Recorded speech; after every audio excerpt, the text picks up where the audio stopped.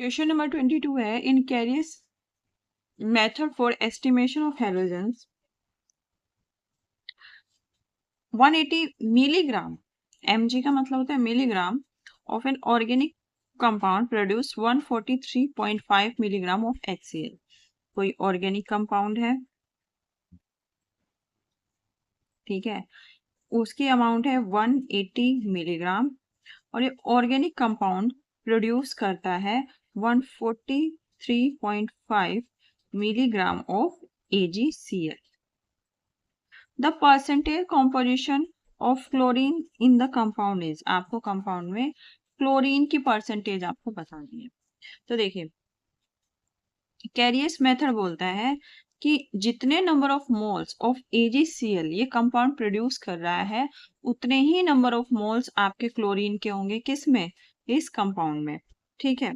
तो आपके number of moles of chlorine are equal to number of moles of AgCl, ठीक है। तो नंबर ऑफ मोल्स कैसे निकालेंगे, मास इन ग्राम, मास इन ग्राम कैसे निकालेंगे, 143.5 मिलीग्राम को अगर आप ग्राम में कन्वर्ट करोगे तो 10⁻³ से मल्टीप्लाई करोगे, divide by molar mass of AgCl। Molar mass of AgCl यहाँ से निकाल लेंगे, इन दोनों का सम करके, इन दोनों का सम करके आपका आएगा 143.5, तो ये आ जाएगा 143.5।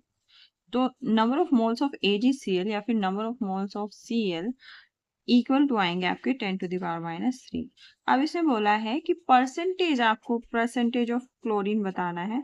तो परसेंटेज ऑफ क्लोरीन कैसे निकालेंगे, देखिए किसी भी चीज का आप परसेंटेज निकालते हैं तो जो टोटल है उसको आप नीचे रखते हैं, और टोटल क्या है और किसके रेस्पेक्ट में आपको परसेंटेज निकालना है, आपको परसेंटेज निकालना है आपका जो मेन जो आपका कंपाउंड है उसके रेस्पेक्ट में, और उस कंपाउंड का जो मास है वो कितना है 180 ग्राम, जो ऑर्गेनिक कंपाउंड आपको दिया है इसमें आपको क्लोरीन का परसेंटेज निकालना है।